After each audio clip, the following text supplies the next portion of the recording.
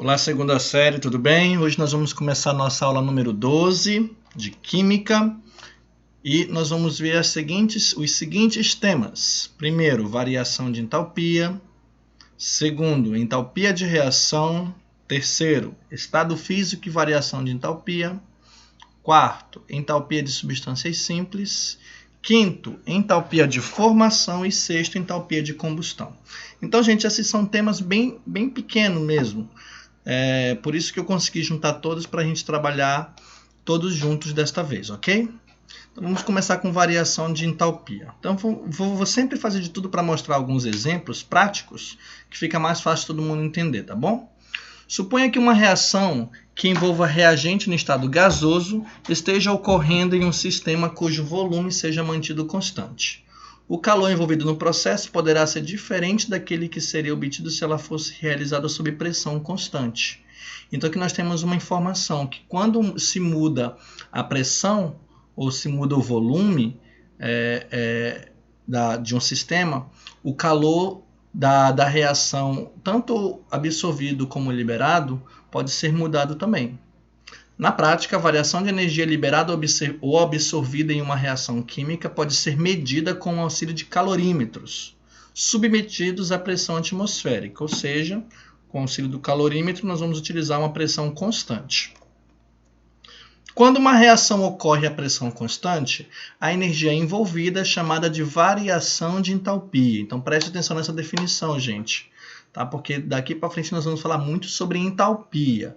Então, o que é essa variação de entalpia? Nada mais é do que a energia que vai ser liberada no sistema ou a energia que vai ser absorvida para o sistema, para acontecer a reação no sistema. Tá? Então, essa variação de entalpia é representada normalmente por ΔH. Aqui, ó. Então, todas as vezes, deixa eu pegar aqui o ponteirinho, o marca-texto. Todas as vezes que vocês verem aqui, ó, ΔH na química, ΔH significa variação de entalpia, tá bom? Então, variação de entalpia medida experimentalmente a pressão constante corresponde à diferença entre a energia térmica total dos produtos e dos reagentes. Então, essa energia ela vai ser positiva ou vai ser negativa, tá? Então, como que se calcula o ΔH? É o valor da entalpia de todos os produtos menos a entalpia dos reagentes. É só a gente lembrar lá na física, gente. O que é o ΔS, por exemplo? S final menos S inicial, né? ΔT de temperatura, temperatura final menos temperatura inicial. Aqui é a mesma coisa, é entalpia final menos entalpia inicial. Só que a gente não fala final e inicial, pois estamos tratando de uma reação, né? Então, o que vem no fim da reação? O que é o final? São os produtos. O que é o início? São os reagentes. Tá? Então, aqui a variação de entalpia, ΔH, é a entalpia dos produtos menos a entalpia dos reagentes. Ok? Aqui nós temos um exemplo mostrando a reação de H2 gasoso mais meio O2 para formar H2O líquido. Então, se nós verificarmos aqui o gráfico como sendo o gráfico de entalpia, dado em kJ, o que nós podemos perceber? Que aqui nos reagentes, aqui no início da reação, deixa eu mudar o ponteiro, aqui no início da reação, nós temos uma entalpia onde o valor é bem maior do que aqui no fim. Concordam? Então, ó, a energia teve que o quê? Diminuir, tem até a seta aqui já, ó, diminuir para poder chegar no produto. Então, por isso que aqui, se vocês perceberem, a entalpia no final é dada em kJ, tá, gente? No final, ela veio negativa, ó, menos 285,8 kJ. Entenderam? Então, esse exemplo aqui é uma reação onde houve perda de energia, perdeu energia. E o valor da entalpia foi uma entalpia negativa. Agora, esse outro aqui, nós temos onde os reagentes eles têm uma entalpia pequena. E para chegar nos produtos, a entalpia ela vai ter que subir, vai ter que aumentar. Certo? Então, aqui nós temos um valor de entalpia positiva. Então, por que tem esses valores positivo e negativo, gente? É só nós lembrarmos do seguinte. Quando eu pego o final menos inicial, se o final for maior, né, o valor vai ser... se o final for maior, o valor vai ser positivo, graças a ser o final menos inicial. Se o final for menor, o valor vai ter que ser negativo, porque é o final menos inicial, né? Então, quando há essa perda de energia, olha aqui, ó, interpretando o sistema perde energia, nós temos a chamada reação exotérmica. Então, quando o sistema perde energia exotérmica. Então, o que quer dizer? Que as isotérmicas elas têm sinal negativo. Nesse outro caso aqui, ela vai absorver energia, a energia vai aumentar. É uma reação endotérmica, por isso que o sinal é positivo, tá bom? Então, reação exotérmica negativos e reação endotérmica são sinais positivos. É comum encontrarmos outra forma de representação, em que o calor aparece como se fosse produto de uma reação exotérmica ou reagente de uma reação endotérmica. Como assim? Se vocês verificarem aqui, ó, está somando com mais 285,8. Ele está somando no produto. Então, aqui nós temos uma reação onde o calor está sendo somado no produto. Quando está sendo somado no produto, olha aqui, a reação é uma reação exotérmica. Tá bom? Aqui nesse outro exemplo, nós temos o 285,8 kJ no reagente. Então, aqui, quando está no reagente, quer dizer que é uma reação endotérmica. Ok? Nas equações termoquímicas são indicados os valores de entalpia de reação, que é o ΔH. O ΔH de uma reação depende de uma série de fatores. Como assim? Se eu modificar alguns fatores, o valor do ΔH pode ser que mude. Tá? Então, primeiro, muito importante, quantidade de matéria dada em mol das substâncias envolvidas. O que quer dizer? Isso é uma coisa lógica, gente, só você pensar. Pensa que você está utilizando uma tampinha de álcool só e coloca fogo. Vai liberar uma energia. Porque você tem vamos dizer assim, tem poucos mols de álcool ali. Agora, se fosse uma garrafa e tocar fogo, a energia que sai é a mesma?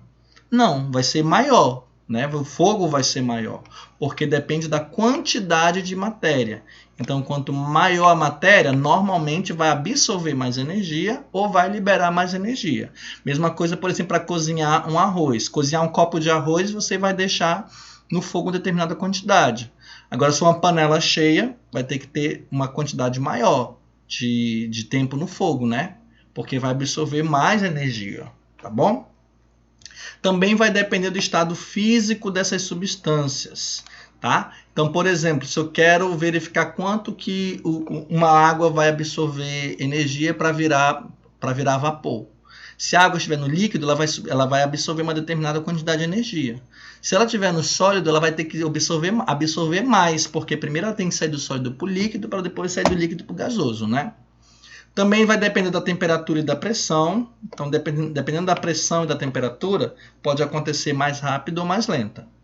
E também do arranjo cristalino. Então, esse arranjo cristalino vai depender dos tipos de estado físico que nós podemos encontrar.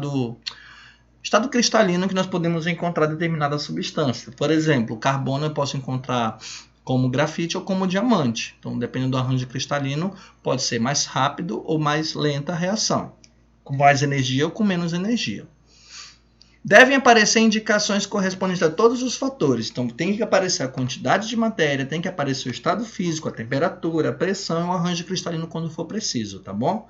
Agora, nos casos que não aparece temperatura e pressão, aí nós temos que entender o quê? Que nós estamos trabalhando com condições ambientais padronizadas, ou seja, quando não aparecer temperatura e pressão, nós devemos saber a partir de agora que nós estamos trabalhando com 25 graus Celsius e 1 atm, tá bom? Vou voltar aqui, voltando. Por exemplo, aqui não indica temperatura, só diz que é mais 285,8 kJ que libera, né? Mas não diz a temperatura. Então, se não diz, nós devemos saber que é o quê? 25 graus Celsius. Não diz a pressão, mas então a gente sabe então que é 1 atm. Tá bom? A informação importante, então, ΔH maior que zero, ou seja, valor positivo, é uma reação endotérmica. O sistema ganha calor e o entorno perde. ΔH menor que zero, ou seja, valores negativos, a reação é uma reação exotérmica. O sistema perde calor e o seu entorno ganha. Ok? Próximo. Entalpia de reação. Entalpia de reação, que é o ΔH, né? ou calor de reação, é a variação de entalpia referente às quantidades de matéria em mol de reagentes especificados na equação de reação. Então aqui, por exemplo, nós temos essa reação N2 gasoso mais 3H2 gasoso formando 2NH3 gasoso. E aqui diz o seguinte, que numa temperatura de 25 graus Celsius e 1 atm de pressão, nós vamos o quê? Absorver ou liberar? Negativo, liberar. Então quer dizer que vai liberar 91,9 kJ por mol. Então esse negativo significa liberar, tá? Mas libera quando, gente? Quando eu tiver 1 mol de N2, 3 mols de H2 e 2 mols de NH3. Quando formar 2 mols de NH3. Aí vai liberar 91,9 kJ. O que eu quero dizer com isso, gente? Que a quantidade de calor associada a uma reação é diretamente proporcional à quantidade de matéria dos seus participantes. Por exemplo, se aqui eu diminuir todos os reagentes pela metade, então olha aqui, antes era 1 inteiro, 1 N2 e 3 H2, agora eu tenho a metade de N2 e a metade de 3 H2. E antes formava 2 NH3, agora só vai formar 1. O que vai acontecer? Repetindo, se eu diminuir toda a reação pela metade, o meu calor também vai ser diminuído pela metade. Antes era quanto? 91,9 kJ. Agora vai ser 45,95 kJ por mol. Entendeu? Então, quando você diminui 1, o calor também vai ser diminuído. Ok? Se eu aumentasse por 2, por exemplo, em vez de 1 N2 eu usasse 2, aqui eu usasse 6H2 e gerasse 4 NH3, o valor que ia ser liberado ia ser o dobro de 91,9. Ok? Então, diminuiu pela metade, o calor diminui pela metade. Dobrou, o calor cresce o dobro. Estado físico e variação de entalpia. Quando a água passa do estado líquido para o gasoso, ela retira calor do ambiente. Então, o ambiente vai transferir calor às moléculas da água líquida e aí ela vai sair do estado líquido e para o gasoso. Por meio do calor, são vencidas as interações que mantêm as moléculas de água unidas. O que quer dizer isso, gente? Que essa energia absorvida pelo sistema, pela água líquida, por exemplo, ela vai ser usada para afastar as moléculas que constituem o líquido. Então, o líquido, eles estão próximos um do outro, os átomos estão próximos. Quando é no gasoso, eles estão mais afastados. Entenderam? Então, esse calor que vai ser absorvido vai servir para quê? Para afastar uma molécula da outra. Começar a sair do líquido, que é mais junto, para ir para o gasoso, que é mais afastado. Aí terminando aqui, ó, permitindo a passagem para o estado gasoso. E isso explica a diferença entre as quantidades de calor liberadas no processo. Então aqui, por exemplo, eu tenho aqui uma reação que vai formar água no estado gasoso. Olha o ΔH. O ΔH ele vai liberar menos 241,8 kJ. Okay? Aqui nós temos a mesma reação, só que em vez de formar água no estado gasoso, vai formar água no estado líquido. Olha o ΔH. Mudou. Ele vai liberar um pouco mais de energia. Libera mais energia para a água líquida do que água no vapor. Então aqui, gente, nós devemos já perceber o quê? Que o estado físico ele vai influenciar. Lembra lá atrás que eu falei? Por isso que precisa aparecer sempre o estado físico. Aqui é gasoso, é um valor. Aqui é líquido, já é outro valor. Ok? Então, por isso que precisa sempre aparecer o estado físico por conta desses valores que são padrões. Então, aqui, gente, nós estamos trabalhando com valores padrões. Nós não vamos aprender a calcular ainda. Vou deixar para a próxima semana, tá? Então, aqui, ó, para sair e virar gasoso, 241,8. Para sair e virar líquido, 285,8. Então, o que nós podemos deduzir a partir daqui? Que para sair do líquido e ir para o gasoso, a diferença é exatamente entre uma e outra. Então, qual a diferença de 241,8 para 285,8? A diferença é de 44. Então, esses 44 kJ, estamos trabalhando em kilojoule, né? Ó, esses 44 kJ é a energia necessária para a transferência de estado físico. Olha aqui, para a água líquida, se transformar em vapor de água. O valor vai absorver 44 kJ. Ok? Olha lá, então foi o que eu já fiz antes, né? Pegou o gasoso, diminui pelo líquido, 44 kJ positivo. Então, esse valor positivo é a entalpia molar de vaporização da água. Se a síntese da água líquida é mais isotérmica do que a da água gasosa, pode-se concluir que a síntese da água sólida é mais ainda isotérmica. Então, ali nós estávamos comparando líquido com gasoso, né? E se for comparar com sólido, olha aqui, o valor é cada vez menor. Tanto é que de líquido para sólido, olha aqui, temos um valor que vai absorver 7,1 kJ. Ok? E esse valor é para sair do estado sólido, para chegar no estado líquido. Um valor de 7,1 kJ. E esse 7,1 é chamado de entalpia molar de fusão. Então, o que é entalpia molar de fusão? É para sair do estado sólido para ir para o estado líquido. Nesse caso aí, nós estamos trabalhando com a água, entalpia molar de fusão da água. Tá bom? Entalpia de substâncias simples. Então, aqui nós temos dois outros exemplos, gente. A única coisa que muda é que esse primeiro é um carbono grafite e o outro é um carbono diamante. Lembra que a gente falou lá atrás que o estado cristalino também influencia? Olha aqui, só por causa dessa pequena mudança, o valor da energia também muda. Ó. Aqui vai liberar energia, tá? Sinal negativo. Então, quando se usa o carbono grafite, vai liberar 393,5 kJ. E quando usa o carbono diamante, vai liberar 395,6 kJ. Então, o carbono diamante libera mais energia. Então, se vocês verificarem, olha o que o texto diz, ó, as duas equações diferem apenas quanto à forma como os átomos de carbono se ligam para constituir essas duas substâncias simples. Como são formados pelo mesmo elemento, a grafite e os diamantes são formas alotrópicas do carbono. Então, aqui, essa diferença da entalpia entre diamante e grafita, ela pode ser calculada. Então, para diamante, nós temos um valor de 395 e para grafite, 393. Né? Então, a divergência entre esses valores está na diferença da entalpia existente entre as formas alotrópicas do carbono. Então, o que nós podemos perceber? Que a entalpia do diamante, que é 395, é maior, liberando energia, tá? Menos, gente, quer dizer, liberando, é maior do que a do carbono grafita, que libera só 393,5. Então, uma diferença pequena? Mas é diferente, tá bom? Então, vem a pergunta, mas qual é a entalpia do carbono grafite e do carbono diamante? Né? Então, aqui nós temos uma convenção, gente. Daqui precisa ficar claro para vocês e isso é importante que às vezes cai até como pegadinha. A pessoa só coloca lá, faz uma pergunta, qual é o valor da entalpia de tal? Aí aqui a gente tem que lembrar dessa regrinha. Ó.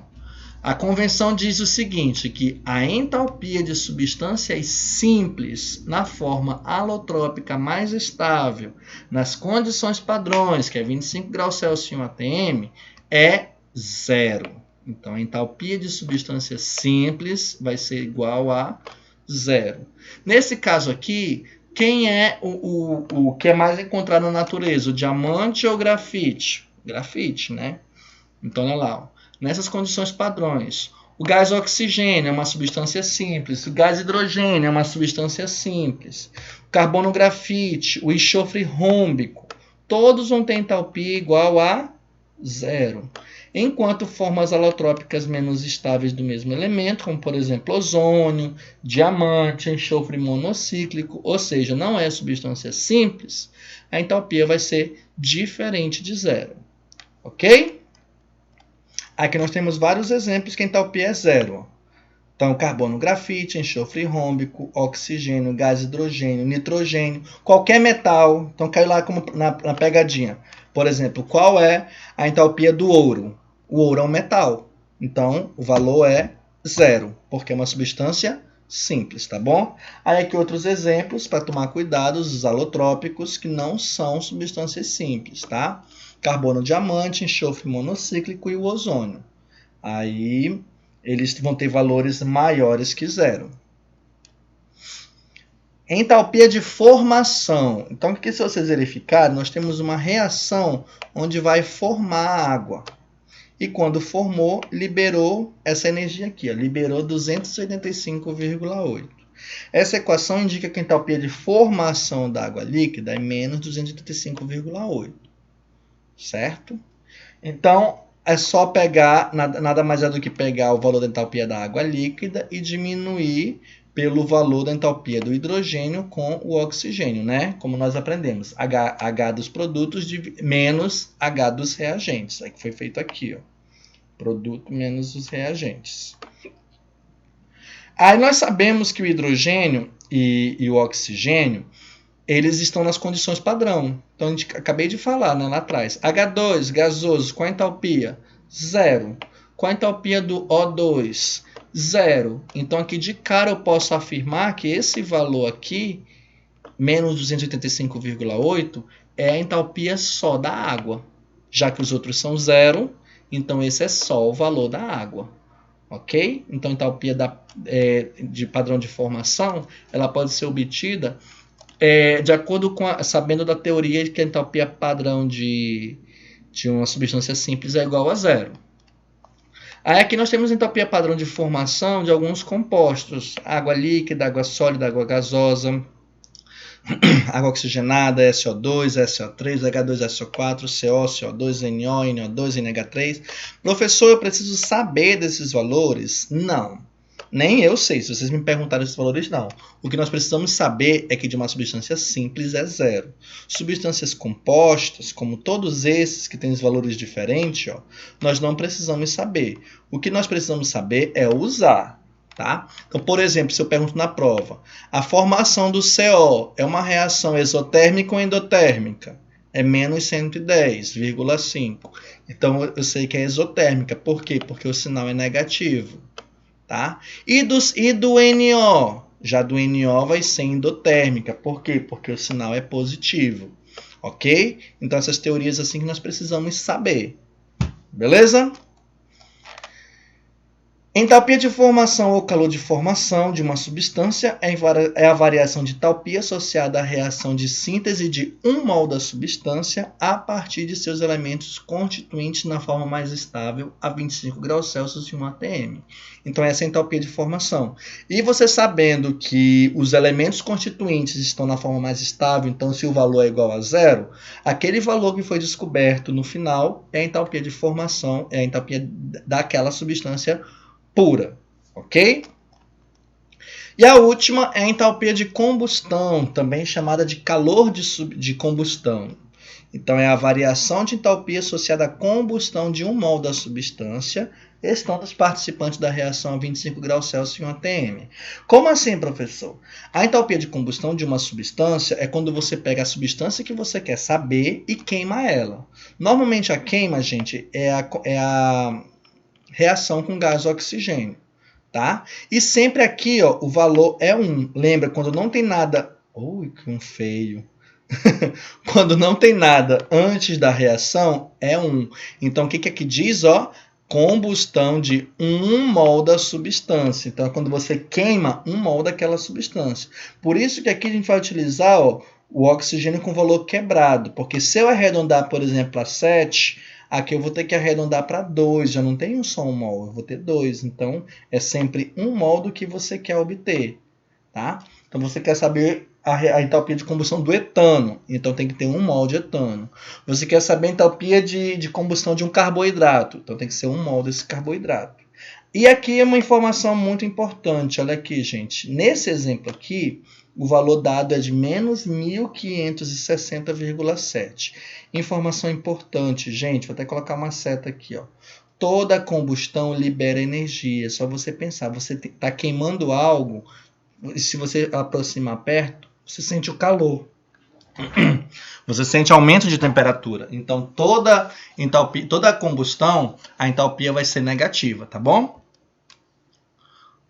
Aí, como eu já falei, primeira observação, a entalpia de combustão toma-se por base 1 mol do combustível. Então, o que você quer saber? E lembre-se, toda reação de combustão é fonte de energia térmica. Isso significa que teremos sempre entalpia de combustão menor que 0. Já ia falar maior, tá certo? Menor. Ou seja, sempre é um valor negativo. Por quê? É um processo exotérmico, sempre. Tá, gente? Então, cuidado. Ah, professor, coloquei sem querer lá um sinal positivo. Sem querer você errou. Tá errado. Tá bom? Então, por hoje, apenas isso. Tá? Realizem os exercícios que eu passei para vocês. Bom estudo e até mais.